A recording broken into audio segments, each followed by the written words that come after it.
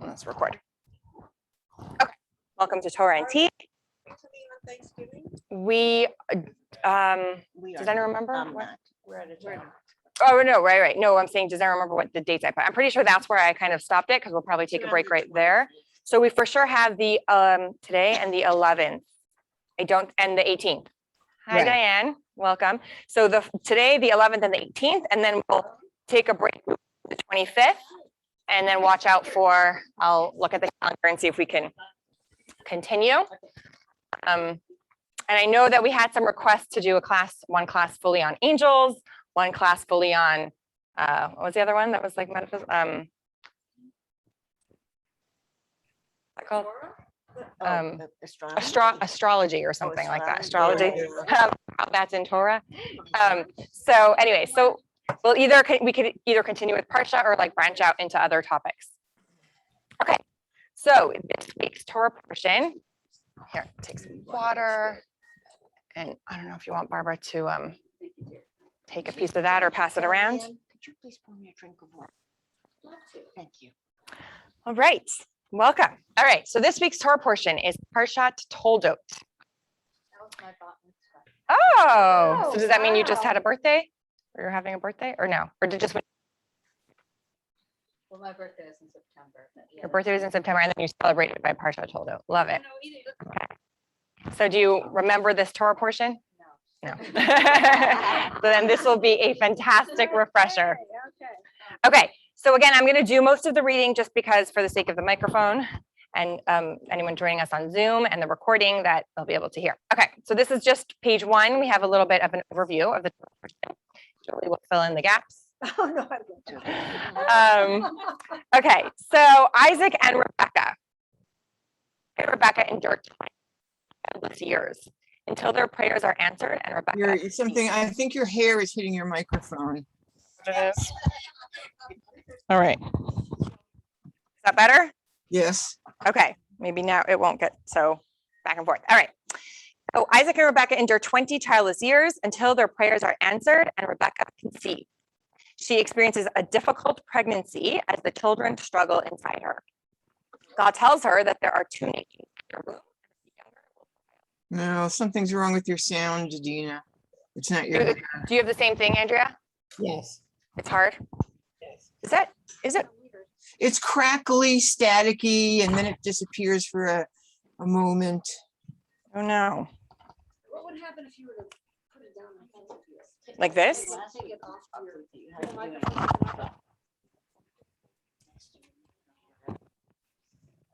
Do you hear me better now? We do. That's better? Yes. Yeah. Oh, because then it won't Okay. matter how you move your. got it. Okay, so let me try this and Okay. let me know if it changes. Okay. So, yeah, so Rebecca is experiencing pregnancy pains. Every time she actually would walk past a house of Torah study, she would experience intense kicking. Every time she would walk past a place of idol worship, she would experience intense kicking. And she's like, what is going on? So she went to the sages, Shem and Aver at the time, to say like, what is happening with this pregnancy? And they tell her, you have two nations in your womb. And the younger one will prevail over the older one. So what does she have? That Esav emerges first, and Yaakov is born clutching onto Esav's heel. And Esav, as I think we know, grows up to be a cunning hunter, a man of the field. And Jacob, the Torah describes as a wholesome man, a dweller in the tents of learning. Isaac favors Esav, and Rebecca loves Jacob. So it's kind of like each child is closer to one parent than the other.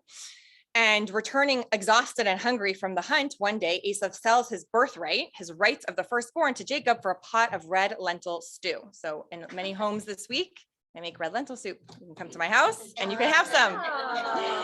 This is like the tradition of this week's Torah portion thing. He was hungry. He's like, what do I care about these Jewish rights and what it means to get all these firstborn things? Like, he didn't care. He was like, I hunt and I'm hungry and my brother is making some good looking soup. And It's like how brothers are. I mean, yeah, they're just like going back and forth. Yeah, you can have, just give me the soup. Yeah, exactly. So in Gerar, in the land of the Philistines, Isaac presents Rebekah as his sister. Sounds very familiar, right? Very familiar. Out of fear that he will be killed by someone coveting her beauty.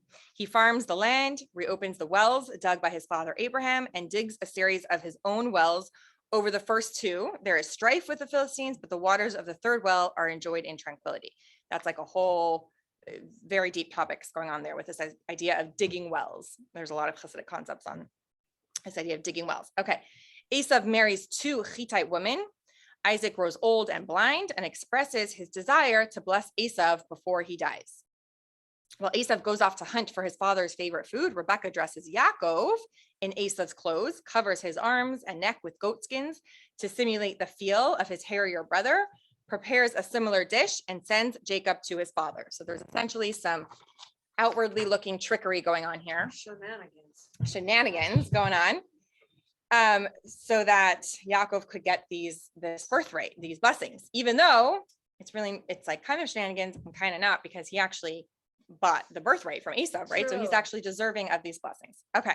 Yeah, there's one thing that I didn't notice before is that Rebecca receives news that the younger will prevail over the elder. Yes, So, and these are men of God Yes. that tell her she that. knew. Yeah.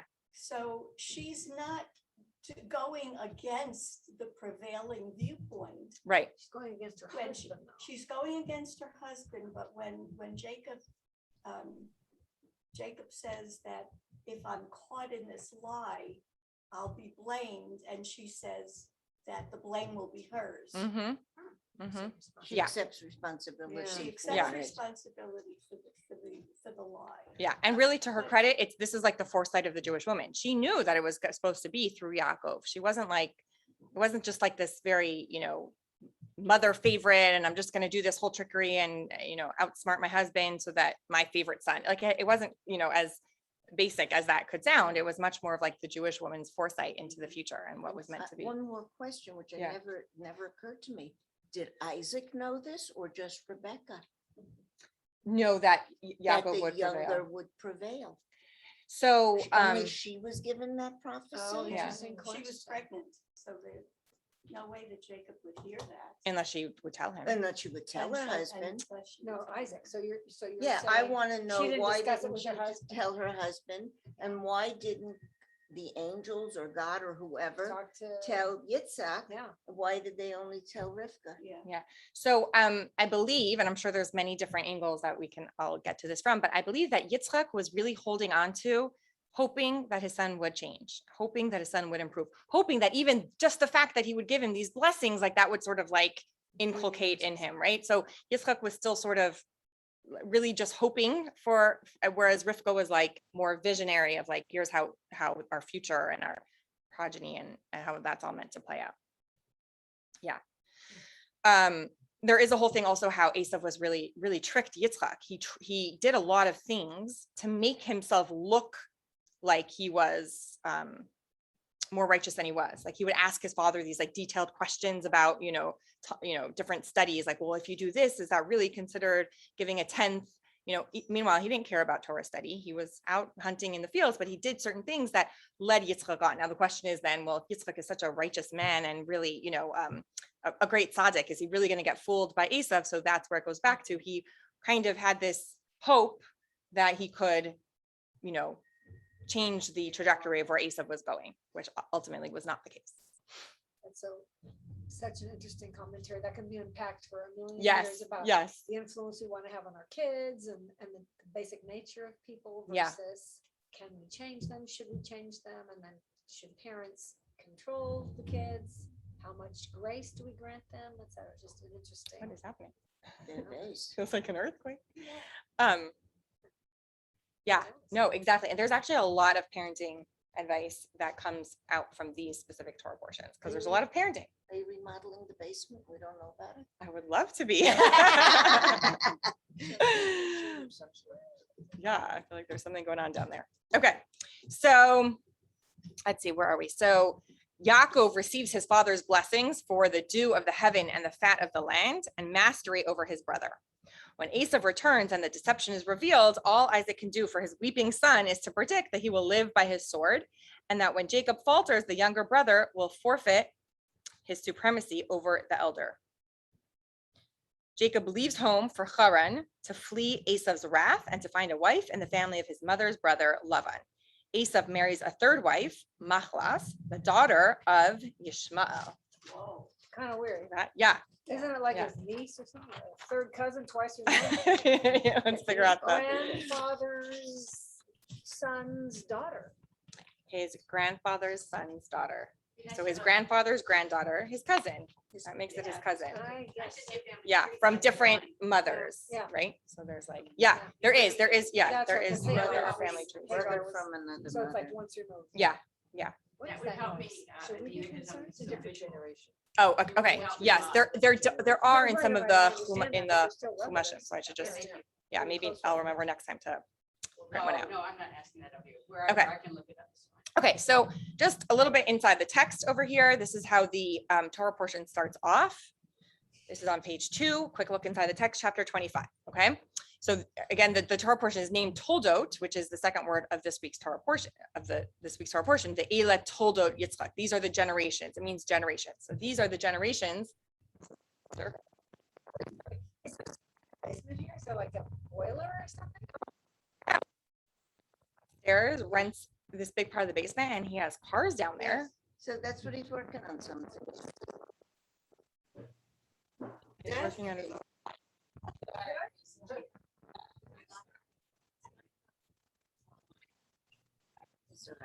Okay, and these are the Isaac, the son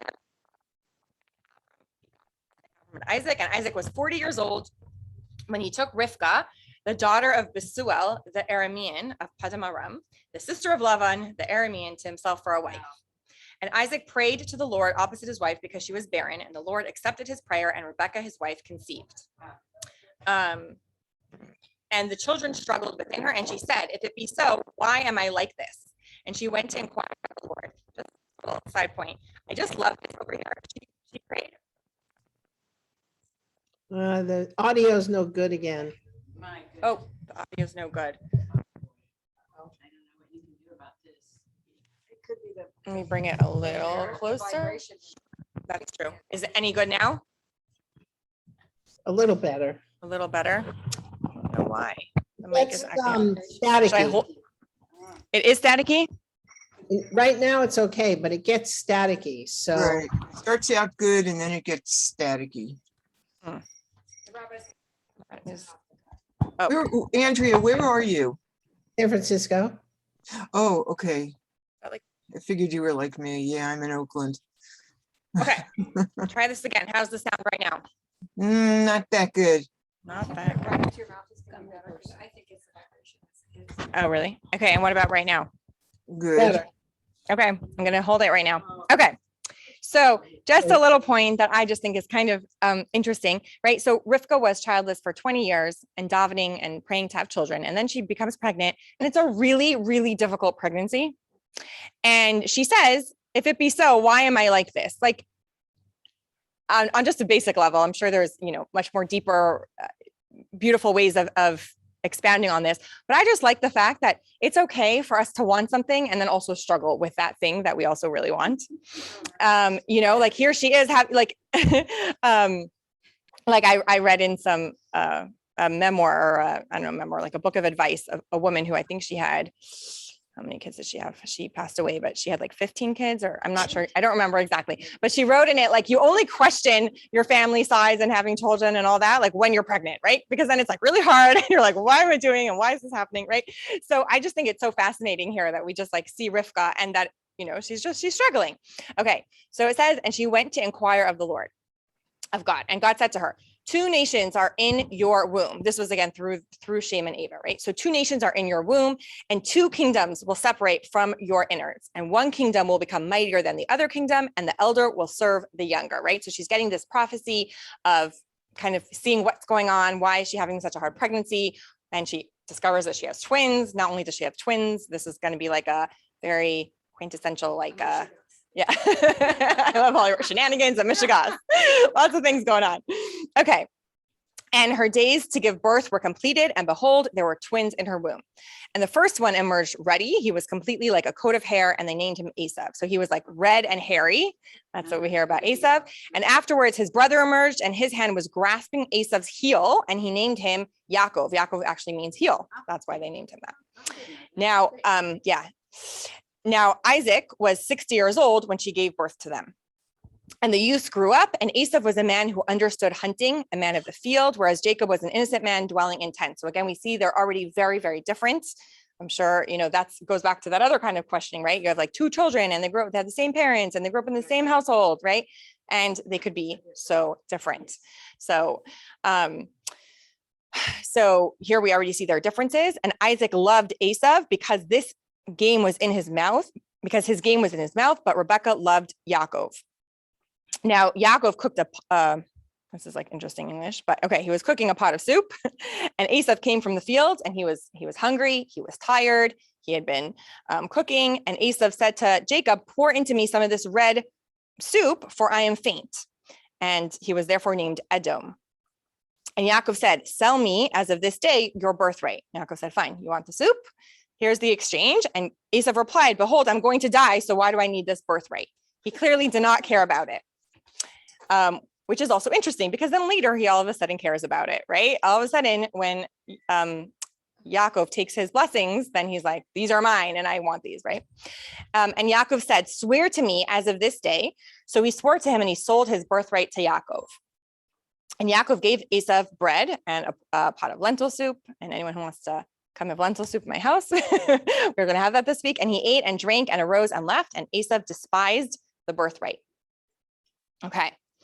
So now it came to pass when Isaac was old and his eyes were too dim to see, that he called Esav, his elder son, and he said to him, "My son." And he said to him, "Here I am." So now Yitzchak is kind of blind. It's hard for him to see. And he calls out to his son Esav. Esav says, "Here I am." And he tells his son, I have grown old. I don't know the day of my death, right? So he tells him, "Go sharpen your implements, your sword, and take your bow and go to the field and hunt game for me.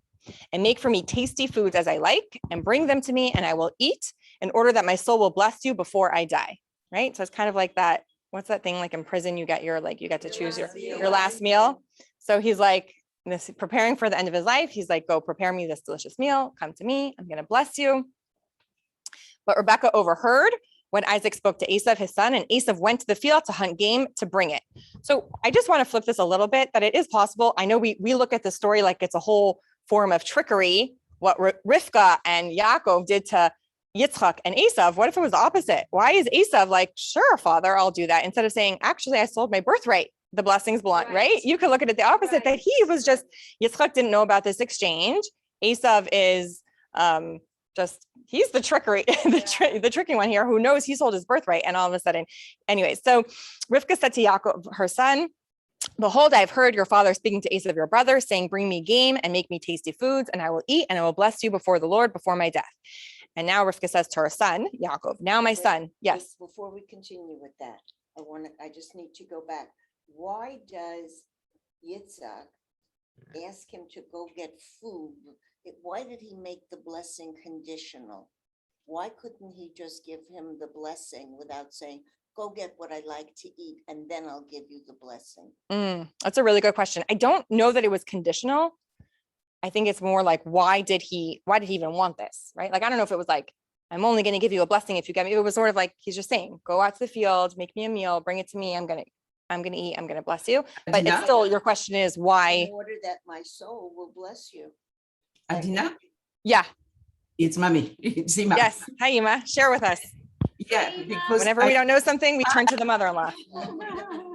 Yes. I read the midrash of that. Is when you have a good meal, something you like, and especially is done by somebody who is dear to you, your neshama is thrilled, like you feel elevated. So at that moment, that give him the nevuah, because he feel good and he's brought by his son. So he have his neshama is elevated to have nevuah, to have the Ruach HaKodesh, like inspiration from Hashem. Thank you. You mean the son's soul is elevated? from No, that his given soul. it? No, in other words, it's not in order that my soul will bless you. This is what I was going to say. It's not in order that my soul will bless you. Like if you do this, I'll do this. It's in order so that my soul can bless you. Like, in other words, it will bring out like the physical tastiness, so to speak, will bring out the, what was the word you used, Yima? Really good word. Elevation. The elevation, right? Like the ability for my soul to kind of like reach this, which just again there, I just love all these like little nuggets of information, right? But like the idea that we are a body and a soul, and they need to kind of like work together. So for example, at a Farbrengen, right? What's the idea of a Farbrengen is that we come together and we spiritually strengthen each other. But at a Farbrengen, there's food. There should be good food, right? Because our body needs to be on board too, right? It's so much more tempting, right, for our body to get on board with like working on our soul when we're like, ooh, and I get to have some good food, right? That's why Torah and tea, you got to have some cake along with it. You got it, right? So that's kind of like the concept over here. He's like, bring me some tasty food so that my soul can kind of bless you. That explain a little more? Yeah, Okay. thank you. There's also a teaching element to that, from parent to a child, that you teach a child, you're not given everything, or things will come to you. Yes.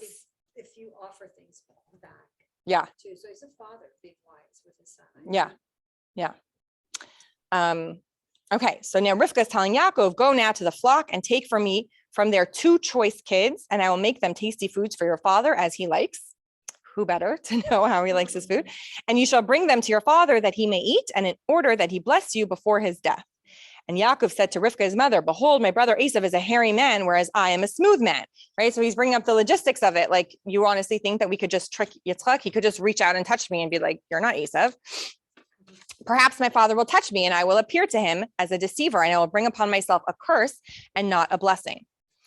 And his mother said to him, on me is your curse. This is what Barbara was saying before, my son. Only hearken to my voice and go, take them for me. So he went and he took and he brought them to his mother, and his mother made tasty foods as his father liked. This is a testament to both of them having a lot of kibud of the aim, respect for their parents, right? Esav, actually, Esav was not a good person, and we learn a lot of terrible things from him, but Rashi does tell us that he was very respectful of his father. Even if it was like in a form of trickery or whatever it was, he did like excel, so to speak, at respect to his father. And here Yaakov clearly to his mother, right? He's like, he was a little worried about this plan, but he listened to his mother. Okay. So Are there any hints as to why Isaac would favor Esau? so I don't know that it's 100% favor. I would say that like one was closer to one and one was closer to another. And I think it's because Yitzchak wanted to kind of like realize the potential of his son Esav, like he was hoping that he could kind of help him reach that and bring that out in him, which of course there was a possibility of that. It's not like you're not destined to be a Russia. You're not like born, right? That's the part where we have free choice. And Rivka had more of like the foresight to know it's coming through Yaakov, and Yaakov is the one that is deserving and he's going to prevail. She knew that already from the womb, right? From the prophecy that she got when she was expecting. So, and Rivka took the costly garments of Esav, her elder son, which were with her in the house, and she dressed Yaakov, her younger son. And the hides of the kids she put on his hands and on the smoothness of his neck. So now she was dressing up Yaakov to look like Esav. And she gave the tasty foods and the bread that she had made into the hand of Yaakov, her son. And he came to his father and he said, my father. And he said, here I am. Who are you, my son? And Yaakov said to his father, I am Esav, your firstborn. I have done as you have spoken to me. Please rise, sit down and eat off of my game so that your soul will bless me. And Isaac said to his son, how is it that you have found it so quickly, my son? And he said, because the Lord your God prepared it before me. And then Isaac said to Yaakov, please come closer so that I may feel you, my son, whether you are really my son Esav or not. So Yitzchak is, yes. I don't know about this. And this is a very, very, very famous quote. And there is definitely a lot to unpack just on this quote. So Yaakov drew near to Isaac, his father, and he felt him and he said, Hakol kol Yaakov v'hayadayim yidei Esav. The voice is the voice of Jacob, but the hands are the hands of Esav. In other words, you feel like Esav, but I can hear in your voice, your refinement, your edelkeit. I know who you like. You sound like my son Jacob. What was that? Yeah. What was the Jewish term you used? Which in the Hebrew, Just say what you, the quote. your hands. Oh, the voice is the voice of Jacob, but the hands are the hands of Esau, right? Because Rivka dressed him up so that on the outside, he would feel like if you touch him, you're like, okay, it feels like my son Esau. If you hear his voice, it doesn't sound the same. And he did not recognize him because his hands were hairy like the hands of his brother Esau, and he blessed him. So he definitely had some doubts there, some questioning, but and again, this was obviously a hand of God, obviously, in all of this, because this is how it was supposed to play out, but he overrode that questioning in him and gave the blessing. And he said, "Are you indeed my son Esau?" And he said, "I am." And he said, "Serve it to me that I may eat of the game of my son, so that my soul will bless you." And he served him, and he ate, and he brought him wine, and he drank. And his father Isaac said to him, "Please come closer and kiss me, my son." And he came closer and he kissed him, and he smiled the fragrance of his he smelled the fragrance of his garments, and he blessed him, and he said, "Behold, the fragrance of my son is like the fragrance of a field, which the Lord has blessed." I think God gave him like the scent of Gan Eden, like the Garden of Eden. And may the Lord give you of the dew of the heavens and of the fatness of the earth and an abundance of grain and wine. Nations shall serve you and kingdoms shall bow down to you. You shall be a master over your brothers, and your mother's sons shall bow down to you. Those who curse you shall be cursed. Those who bless you shall be blessed. Very powerful blessing. And it came to pass when Isaac had finished blessing Jacob, and it came to pass Jacob had just left his father Isaac's presence, that his brother Esau came from his hunt. Right? So it's kind of like one leaves and the other one comes. And he too had made tasty foods, and he brought them to his father. And he said to his father, "Let my father arise and eat of the game of his son, so that your soul will bless me." And his father Yitzchak said to him, "Who are you?" And he said, "I am your son, your firstborn, Esau." And Isaac shuddered a great shudder, and he said, "Who then is the one who hunted game and brought it to me, and I ate of everything while you had not yet come, and I blessed him? He too shall be blessed." Okay, so here Yitzchak realizes really what's going on, and he realized what needed to happen here, and he actually that's him giving his blessing to it, his blessing to his blessing of Yitzchak. When Esau heard his father's words, he cried out a great and bitter cry, and he said to his father, "Bless me too, O my father." Okay. Which Yitzchak did, but it was not the firstborn blessing. So he kind of was like, I can't give you that. That one's already given. I can't give you the firstborn blessing. Okay. So now we come to our question. Why did Yaakov go to such great lengths to ensure that he would receive the firstborn blessings rather than his brother? Why was it so important to him? Why did he buy off the birthright? Why did he do this whole, go in on this whole trickery to really, to really make sure that he got these blessings? So just again, and if you go back over these blessings, right? Here is what, I'm just going to go over 3 of the verses that I already read, and then we're going to look at Rashi's commentary on it. So, and he came closer and he kissed him, and he smelled the fragrance of his garments, and he blessed him, and he said, "Behold, the fragrance of my son is like the fragrance of a field, which the Lord has blessed. And may the Lord give you of the dew of the heavens and of the fatness of the earth and an abundance of grain and wine. Nation shall serve you, and kingdom shall bow down to you. You shall be a master over your brothers, and your mother's sons shall bow down to you. Those who curse you shall be cursed, and those who bless you shall be blessed." So what does Rashi say here? And this is actually on the words Vayiten lecha ha'elokim. So this is verse 28, right at the beginning. May the Lord give you the dew of the heavens and the fatness of the earth. Okay. So Rashi says here, may the Lord give you, Rashi says, may he give and repeatedly give. So according to its simple meaning, it refers back to the previous topic. Look, the fragrance of my son, which God has given him, is like the fragrance of a field. And furthermore, may he give you of the dew of the heavens. Okay. So in other words, I'm going to re-explain that question in case that was confusing, right? Before we need to understand, I'm just reading at the top of page 7. Prior to answering the above question, the explanation of Rashi on the verse immediately following this introduction of "see the smell, my son," the verse states, "will give you." Rashi explained he will give and return and give, which is difficult to understand. So what I want to show you is that at the beginning, it says, that at the beginning it says, "Behold, the fragrance of my son is like the fragrance of a field which the Lord has blessed." Okay, so in other words, it's like Hashem has already given you this. God has given you this. And then he says again, and may he give you, right? So it's what's wrong with the first he will give, that that there's like an additional blessing of he will return and give.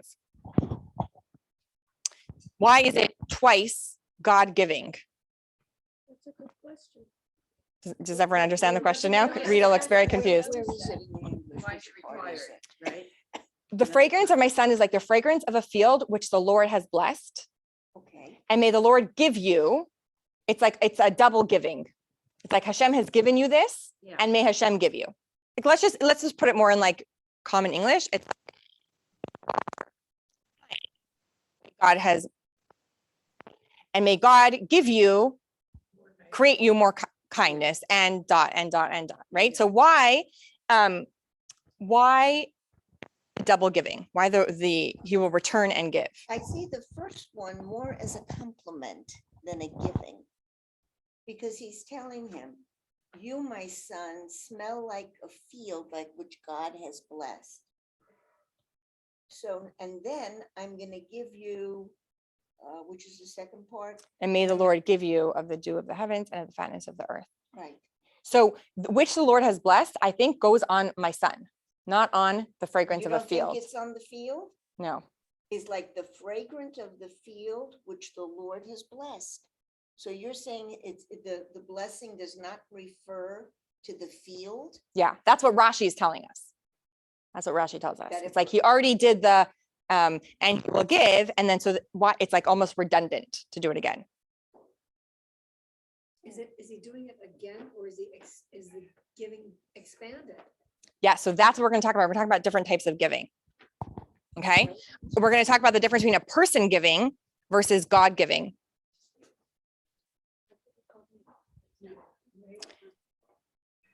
Okay, It's an interesting concept because the corollary question might be, why would he stop at only one giving? you're saying like why not over and over? I'm going to just put down the mic because I want to pull out the Chumash for you Why would he do to explain it slightly, hopefully more clear. Because Araya said that I share two other nights, so it looks like it's the field that's what. Okay, so let's go into chapter 25, exactly where this verse is. We have a controversy, ladies and ladies. Okay. We're discussing.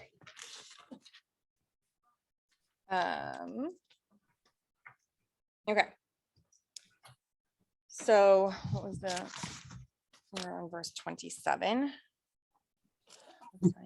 Plus, hold on, bear with me, everyone on Zoom.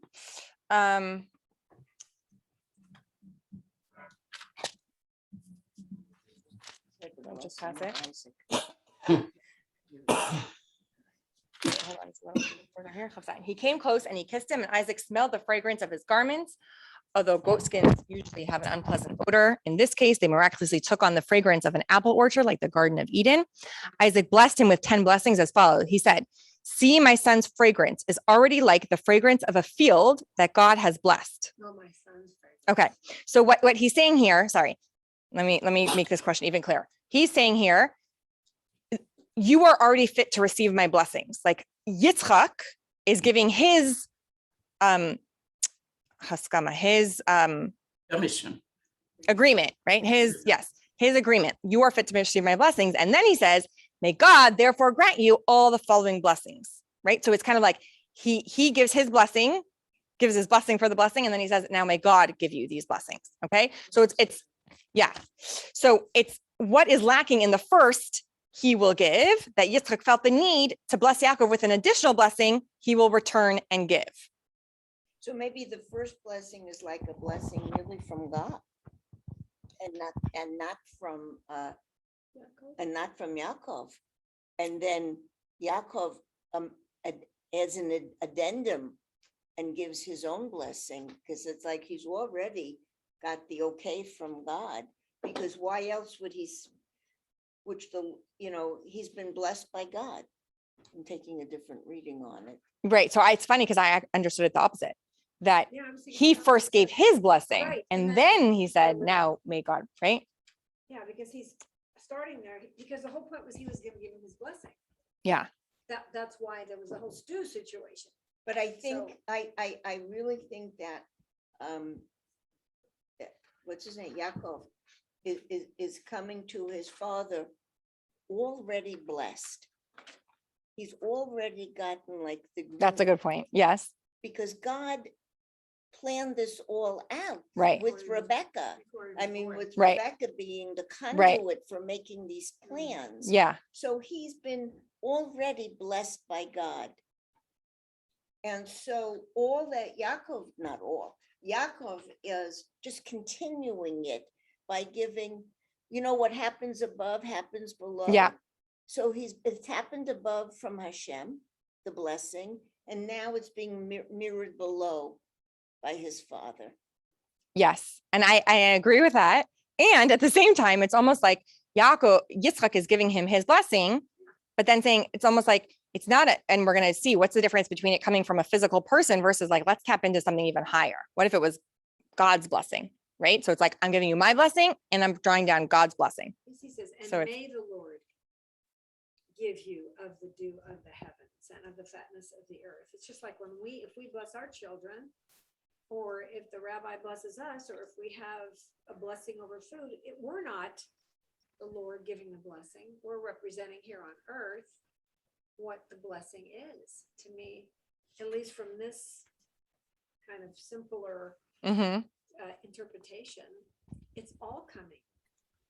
It's all coming from Isaac.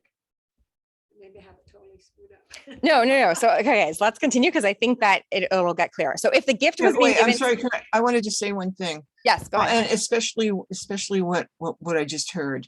Yeah. This really makes me think of the other part of this parsha where we learn about Isaac digging wells Yeah, and bringing up the spiritual, the significance of bringing up spiritual, whatever we call it, from the hidden realms. yeah. It's Mhm. interesting, you have to dig down to bring up. Right. Sure. Well, we're just, And we yeah, have to whether also, right. And then we whether- also yeah, draw whether- down to elevate, right? whether we're talking about substrate or above us, the Right. firmament above us. That is a very good point. Okay, so if the gift was being given to him by a physical person, then even a great or vast gift, it would be limited because the giver is limited, Yeah. Right. right? So therefore it is possible that the giver would need to add to his gift by giving again and again. Yeah. Right? Yeah. Because what I give you is limited. So if I want to keep You adding keep to my going. gift, I have to keep going. Mhm. Yeah. Right? But in our case, God himself is the giver. And that's really the question here is who's giving these blessings? Is it Yitzchak is giving these blessings, God's blessings to Yaakov, or is it Yitzchak's giving his blessings to Yaakov, right? God is infinite and his capacity to give is infinite. So there's no need for him to return and give again. Right? So the question is, that's why our question is, why did Yitzchak feel the need to bless Yaakov with an additional blessing? He will return and give. So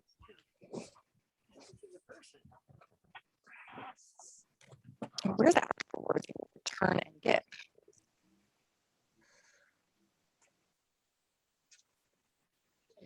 Yeah. It says, Or behold, the grant fragrance of my 25 son is like the fragrance of a field which the Lord has blessed. And may the Lord give you of the dew of the heavens and of the fatness of the earth and abundance of grain and wine. I don't see. Maybe it's the return and. Oh, sorry. It's Rashi saying on the word vayitain lecha. Rashi says yitain vayachzar vayitain. Because it says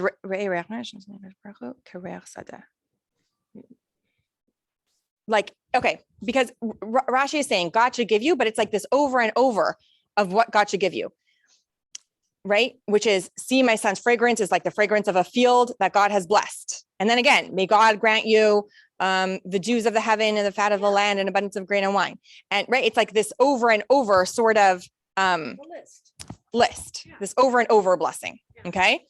So Rashi is like attributing this vayitin lecha, God should give you, that God is going to return and give you and return and give you and return and give you. And the question is, This is why does he need this return and giving when the way God gives is limitless. Doesn't have to keep and this and this and this.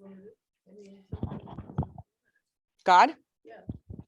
it doesn't have to. I mean, God is limitless, It's right? more like So- having to do with the timeline, because it's in the future, and nations shall serve you, and kingdoms shall bow down to you. You shall be a master of your brothers. So it's, it's like, okay, well, I have it's like, it's a continuing blessing. It's a lifelong blessing of the timeline of Jacob's life. Maybe that's. And Rashi's question is, why does Yitzchak feel the need that Yaakov should really have this blessing that's this additional and additional and additional? Why can't it be like this? God's gonna Because the blessing is infinite. It can't be finite because God is infinite. right, but then the way it sounds is as if it's finite.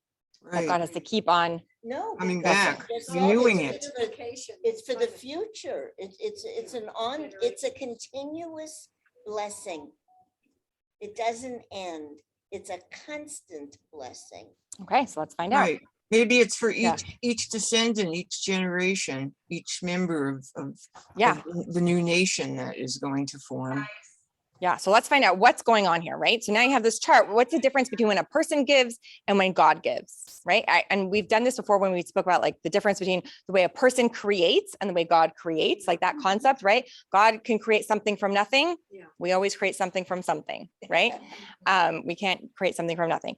God is constantly keeping creation going to keep it to keep it here, has to constantly put his life force into it. We can like take something from something, take wood, make a chair, leave the chair, and the chair still exists, right? So now here, a person giving is limited to the person's capacity to give. God's giving is God is unlimited, so his gifts can be unlimited. If a person wants to give more than he is capable at that particular time, he may give what he has and return to give more when the circumstance allows. God has no reason to return and give again. He can give the full extent of the blessing at once. So even though we're saying, yeah, but it's constant and throughout his life, God could just give that once and it's done, right? But is the person capable of receiving that blessing all at once? Well, that's interesting. Look at it that way. Ooh, Tessa. It's like training a dog. You have to continuously remind it. If the person's neshama Mhm. is not open enough, is not expanded enough, Or experienced. can they Yeah. accept that? Not accept it. Right. Can they take it in? Right, Improve right. themselves. Like almost like maybe God has to limit himself because that's all we can handle, which is 100% true. God, that's what symptom is, contraction, right? God had to like contract himself to put himself in this world because we can't handle the fullness of it. Like Yeah. with the shards and all that kind of Yes, stuff. yes. So Yes. that's, Can the person, oh, sorry, go ahead. Can a person accept the blessing on behalf of the future generations? Can a person accept the blessing on behalf of the future generations? That's exactly what we're going to be talking about. Yes, yes. And that is why all this discussion is really so relevant, because it is not just about, the story of Yaakov and Esau, right? It's really about us and today and future generations and how it applies to us. Like what I was Yeah, saying. Eliza. You have a This is question? Really, maybe off, but I always wondered, why would God create brothers that are feuding and have one the favorite and one not the favorite? It seems like God is omniscient and omnipotent. And what's the point of making one the favorite and one, you know what I mean? Yeah. Okay. So Eliza asked, what is the point of making like feuding brothers, one the favorite, one not, right? Which I think what you're asking is a much bigger question, is like, why is there evil in the world, right? If you're saying God is like, God was capable of creating a perfect world, right? God is capable of making a world where there is no evil, there is no jealousy, there is no negative emotion, there is no struggle, there is no, right? And It's one thing if people do it, but God's doing it, you know what I mean? All that had to happen was for Jacob to come up first. Yeah, I mean, it's not, the people aren't doing this. God's actually creating a feud. well, I'm actually going to answer you in two ways, but both very globally, right? So number one, the God desired to have a very lowly world and be welcomed within it. It's called his taiva, his desire. I know, I'm sure some of you have heard this before, right? But like, it's like, and then you're like, but why? Like he craved it. If you can imagine ever having a craving, okay? There was a time where I was pregnant with Adasa and I was living in Brooklyn, you know what I'm gonna say, Tessa? And it was Friday night and I wanted hot peppers and we went door knocking for hot peppers, literally down. I mean, it's a neighborhood. We knew people. We didn't just go on stores, but like went to like my cousin's in-laws and I'm like, do you guys have hot peppers? Right. And if you want to ask me why are you craving hot peppers? I don't have an answer. I'm like, I don't know. I just really want it. So that's what the Zohar tells us about God. God just wanted to create a world that could deny him, that could conceal him, that could look so opposite of everything godliness. And yet those beings in that world welcomes him in. He wanted a home in lower worlds. So that is the general answer, which, and then you're like, but why? And the answer is you can't ask questions on a taiva, on a craving. There's not an answer for a craving. It's just because. So that's the answer. Why did God want it? Because. So that is the global answer for why God did not create a perfect world. Perfection existed. God is perfect. What does he need? Anything? Like, he wouldn't create anything if he just wanted perfection. He wanted to create a world, a low world. There's like 3 spiritual worlds, and then there's this physical world that is like, you know, if you want to focus, you know, that's dark and has evil in it, right? Like just all the whatever adjectives that you want to use for like what's possible in this world. And God says, in that world, make me a home. In that world, invite me in. God has favorites. No, 1 second. So now the answer to the other question is God gave people free choice. There is no one who is from birth destined to be a Russia. God says like that is, sorry, I should actually say there are certain souls that are destined to be like you're a tzaddik. There's certain souls that are like you're going to be fully righteous or whatever it is. But God says everything is in your hands. Sorry, everything is in God's hands except for Yirat Shamayim, awe of heaven, like the choice to do right and wrong. Esav did not have to make the choices he made. He could have. He had potential. In every person that chooses wrong and chooses evil, they have the potential not to. And that's a whole nother story, but the story of Dinah, right? She saw potential in Esav. And she actually, if she had married Esav, she could have actualized his potential. But her father, Yaakov, was worried about her, put her in a box. We love boxes. And right, so that Esav couldn't see her or whatever. It was like a whole other situation. But it doesn't mean that like Esav was born with God saying, you are now a Russia. And there is no way that you Yeah, have but the. the wise men came to Rebecca and gave her that prophecy that one son's going to be doing this and one son's going to be doing that. That eradicates the free choice. So it's like, it's like how it's kind of like this other question, right? How do we have free choice if God sees everything that's going to happen? Right. So it's like if you see the future, it doesn't mean you decided that that's the future. It's like you just see it. I want you to imagine that this might be a visual, right? If you like watched a movie and you know it all the way to the end, so you know what happens at the end, but then you watch it with someone else who doesn't know, and you're like, here's what's going to happen. Here's what's going to happen. Is it because you decided that that's going to happen, or you just know because you looked at the end, right?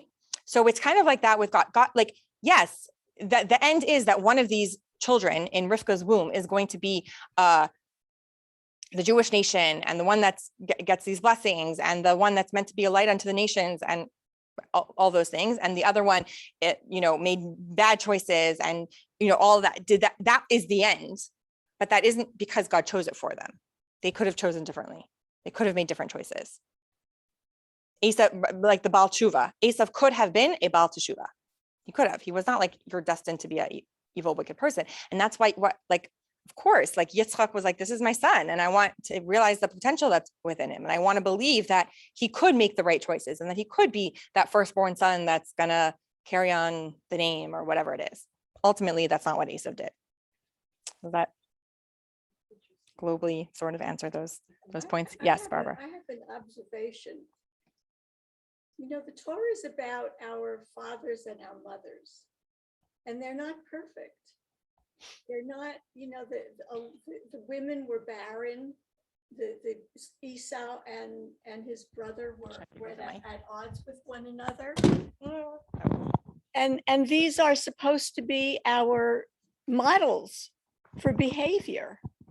So I think that God was very deliberate in making these people create these stories so that we in many years later, in our own search for wisdom, read about these stories and say, well, if they're our mothers and our fathers and they're not exactly the way they should have been, I see fault in this one, I see fault in that one, maybe it's also perfect that I'm who I am. It's Yeah. I see what you're saying. I think it's like, it's, the idea is that there's a lesson in everything we're told about. Sorry, let me take this back. There's a lesson for us in everything that we are told about our forefathers and our foremothers. Everything in Torah, again, it's so that because there's a living lesson for us to take from here, right? Okay, because we are a little limited on time, I'm going to try to get through this. Okay, so one may argue that even blessings from on high can be limited. I'm on the top of page 8. Because a specific blessing is given to a specific person and the blessings must be limited. This is what Tessa brought up, according to the receiver's capacity to receive.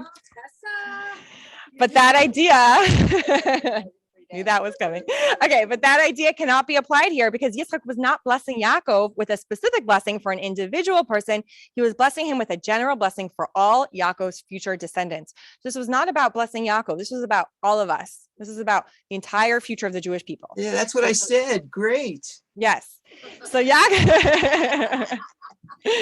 So you guys know the end of the movie already. I read the book. Yaakov represented all of his future descendants, the Jewish people, and the blessing was a spiritual blessing to be given to those descendants as a whole people. So now we can understand the above difficulties by using an analogy of a teacher teaching a student. There are two ways a student can learn from the teacher, right?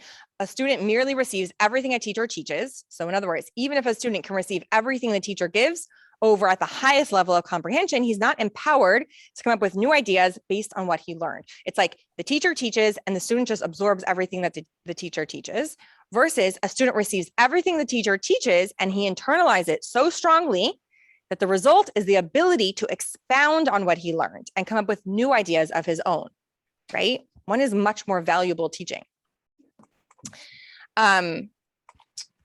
I'm going to just skip this little, just because we're a little pressed for time, this from the Pirkei Avot, but telling us about like, you know, these different traits from different sages and who was the one of all, who outweighed it all, was the one who, sorry, I found one, and was Eliezer ben Hyrcanus. He would outweigh them all. What did Eliezer ben Hyrcanus have? He was a cemented cistern that didn't lose a drop. In other words, he was like really bringing it all in, but then somebody else says that Elazar, the son of Arach, he would outweigh it all. And who was Elazar, the son of Arach? Where is his one? He's an ever increasing wellspring. Okay, so what's the difference between a cemented cistern that doesn't lose a drop versus an ever increasing wellspring? That's what we're going to look into right now, right? So which is the superior student? The one who retains everything the teacher teaches and never loses a drop, or the one who does not necessarily retain every single thing, but he's able to expound and renew, be able to create more. He's able to, right? An increasing wellspring. So the explanation, I'm at the bottom of page 9 to this, is simple.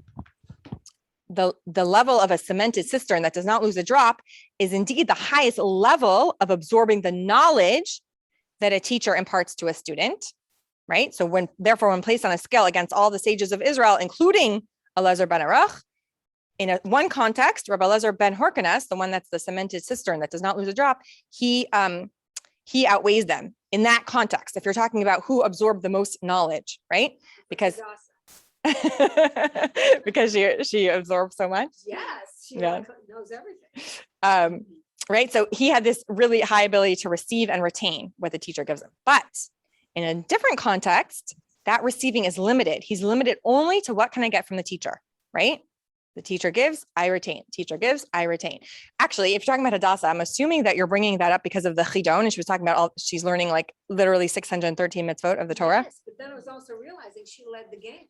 Oh. Which means that she then expounded upon Okay. what she's Within the tests, and just to explain what Jolie's talking about, there's this international kids competition for kids from 4th through 8th grade, where each year of 4th, 5th, 6th, 7th, 8th, they learn a different book that's dedicated to a certain amount of mitzvot in the Torah, that by the time they finish 8th grade, they've learned all 613 mitzvot in the Torah in detail, to details that I like the rabbi studies with them at night. I cannot do it. I don't even know what they're talking about anymore. They have far surpassed my knowledge. And they learn so many details of each of these mitzvot. Okay. Now, what's fascinating about what we're talking about, the cemented cistern and the well springs, is that when they get tested, they have 3 tests throughout the year. And then depending on the grade you get and how much you pass, you get certain prizes and you get a trip to New York and all this. And you go on there's a game show and all this stuff. But anyways, in the testing itself, they have different sections.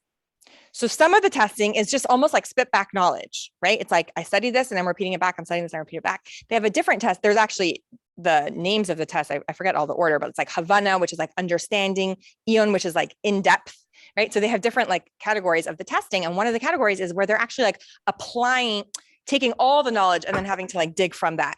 So they might have a question like, list all the mitzvot that the reward is long life, right? So when you're just studying back and forth, I'm just made that up. I don't even know if that's not a question, but right. Like when you're studying it, it's like, okay, this mitzvah and the reward is long life. So that's the spit back, but when they're like, list all the mitzvot that the reward is long life, you have to like pull from your whole knowledge bank, right? So that's maybe this example, right? Between the difference between, even within their testing, they have the cemented cistern type of questions and they have the wellspring type of questions. Okay. How are we on time? Okay. An ever-increasing spring, I'm on the top of page 10. On the other hand, is not limited to the information the teacher imparts, because he takes the information and he expounds on it, increasing it through his own abilities and understanding. This type of learning is potentially limitless. In addition, this level of student, the ever-increasing spring, is the direct result of the teacher's effect on the student. In fact, this is the true goal of every teacher, to stand the student up on his own 2 feet. The student's ability to expound on an idea is inherently connected with how his teacher taught him that idea. Okay, so that's, again, the cemented cistern may retain more, but can only retain what is put in, limited. And the wellspring may retain less, but is limitless. It can continuously increase, grow, and renew. Okay, so now how does this apply? The concept can be applied to the idea of the blessing Yaakov was receiving from on high. The blessing being given to Yaakov wasn't just a blessing coming from God to him, like the teacher who imparts knowledge to the student who doesn't lose a drop. It came with the ability for the receiver to increase that blessing and expound on it through his own ability. This is the idea of he will give and he will return and he will give. Yitzchak was blessing Yaakov with 2 things. He will give, the complete blessing given in a way that Yaakov would not lose even a drop. I'm giving almost like God's undiluted blessing all the way to you, that you get all of it. And he will return and he will give, the ability to increase that blessing without limitation. This ability is part of the blessing itself, just like a student's ability to expound on an idea is directly connected to the way the teacher teaches. So this is actually even showing, yes, on the advantage of the way Yaakov was blessed, that then he can expound on it and carry it on and keep it being renewed generation, but also on Yitzchak's almost ability to bless, right? He wasn't just going to say, I'm giving you this full blessing for you to take and just take that blessing. I'm giving it to you in a way that it is constantly renewed. These 2 levels of students counterpart in a person's spiritual service by which to serve God, that of the tzaddik, the completely righteous, and that of the Baal Teshuvah, literally master of return, the person who makes mistakes and comes back, makes mistakes and returns. The righteous walks a straight path and serves God exactly the way it was decreed to him from above to do so, by fulfilling mitzvot and following the Torah. The Baal Teshuvah, on the other hand, is tasked with taking faults and transforming them to merits. This receiving direct from above, like in the path of the Baal Teshuvah, needs to find the ability within himself to make this transformation. Yaakov, this goes back to our original question, go to such great lengths to ensure that he would receive the firstborn blessings rather than his brother? Because Yaakov understood this. The blessing being given was the ability to transform our challenges into stepping stones, leading to a greater connection with God. Yaakov did everything he could to ensure that he could get this blessing, this specific blessing for his descendants. Just as we explained previously that the student who is compared to an ever-increasing spring is superior to the student who is compared to a cemented cistern that does not lose a drop, the service of the Baal Teshuvah is superior to that of the perfectly righteous. Our sages teach us in the place where a Baal Teshuvah stands, even the completely righteous cannot stand. The service of the perfectly righteous never deviates from the straight path and can only move forward in a systematic and organized fashion, and is therefore, by definition, more limited. The Baal Teshuvah, on the other hand, has the ability to move forward in a non-systematic way, and just like an ever-increasing spring, right? If you think about flowing and coming and moving, and right, it's not just like the straight path. Service is unlimited.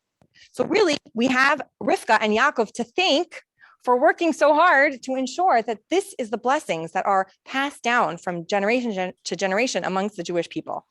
And again, that chart, I'm not going to go over it again just because we did go through each of these, but you can see it again, what the cemented cistern, blessing is, and what the this expounding one is, and Yitzchak made sure to give both, and Yaakov made sure to make sure he gets both.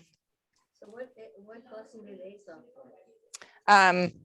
Okay, so then Esav enters, and Isaac's blessing to Esav, his father Isaac then replied and said to him, okay, so this is not all it's very well, I will bless you as you request, but when I blessed Jacob, I stipulated that my blessings would take effect only if he deserved them, for I sensed that he would accept God's justice unquestioningly.